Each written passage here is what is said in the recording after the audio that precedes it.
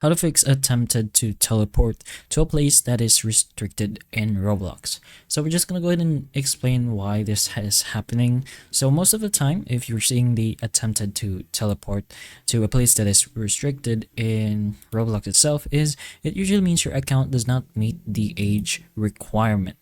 So for the specific experience, let's say we're gonna join this 18 plus server. So it's just gonna go ahead and do this. So attempted to teleport to a place that is restricted.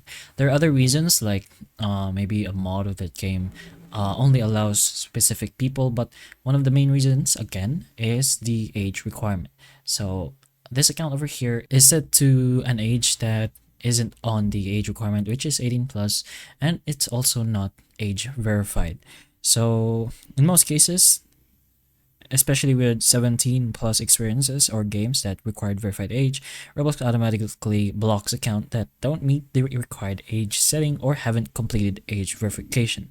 So to fix it, you can go ahead and confirm your birthday is correct, and of course do the age verification. And if there's no workaround, you'll just need to wait until your account qualifies.